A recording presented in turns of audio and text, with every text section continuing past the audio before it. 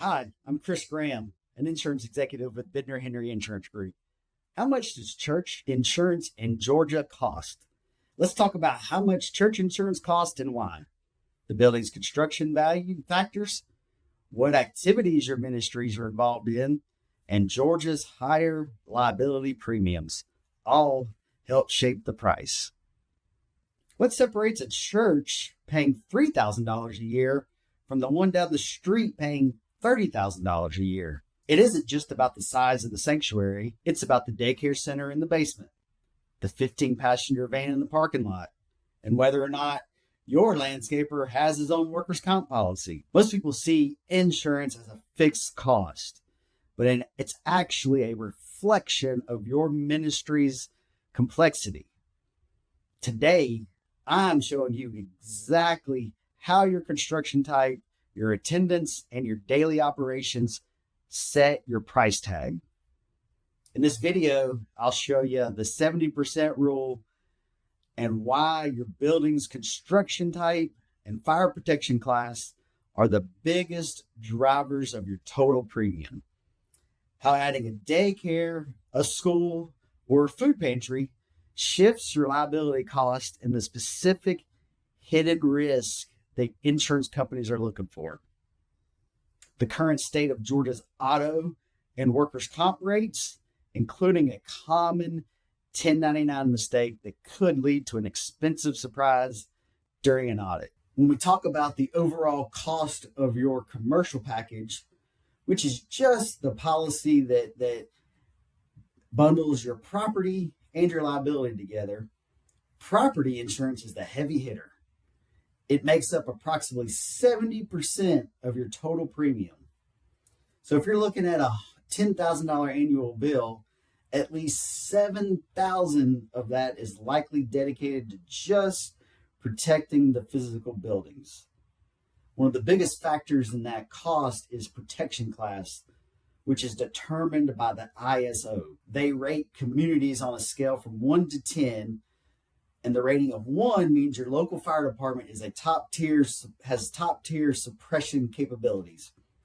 If your church is within a metropolitan area with a rating of a 1, your rates are going to be much more favorable than a church in a rural area with a rating of 8, 9, or 10. Basically, the further you are from a fire hydrant or a station, the more you pay for that risk. Then we look at, what does your building actually categorize construction types like frame, joisted masonry, or non-combustible? A frame building has a higher chance of a total loss in a fire compared to a masonry building.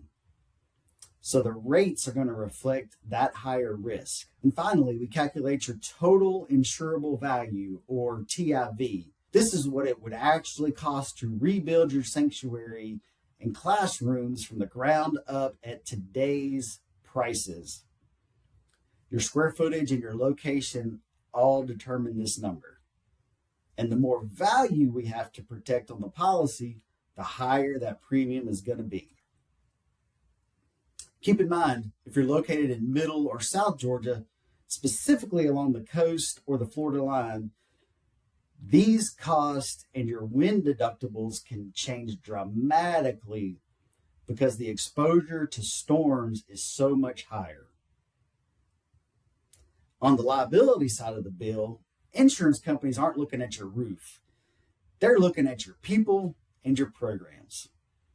We base these rates on square footage and your average attendance, but the real driver is the complexity of your daily operations. The more active your church is, the more liability exposure it has, which naturally creates higher premiums. For example, if you have a food pantry, a clothing closet, or you're sending teams on overseas mission trips, your liability risk goes up.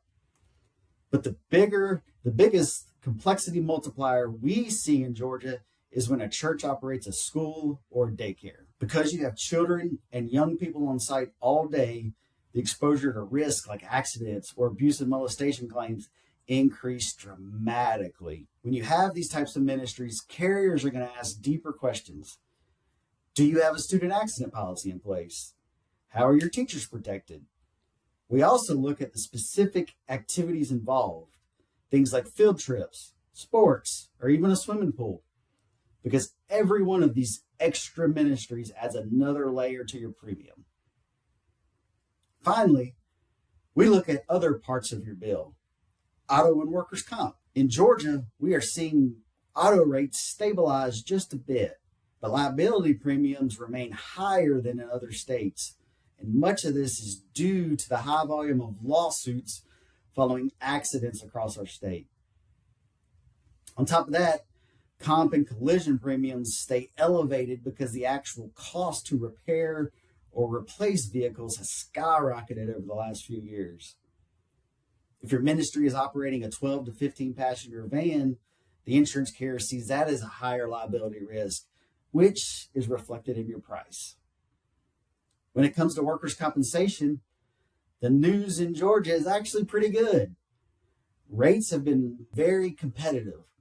However, you can still overpay if your employees aren't properly classified. Your premium is based on your staff, how it's categorized, and your annual payroll. So a mistake in those class codes can cost you. There's also a common 1099 mistake that we see all the time.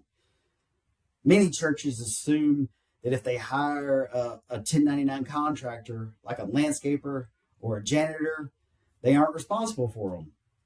But if that contractor doesn't carry their own workers' comp policy and they get injured on your property, the state may deem the church responsible for those injuries in the absence of a subcontractor's own policy.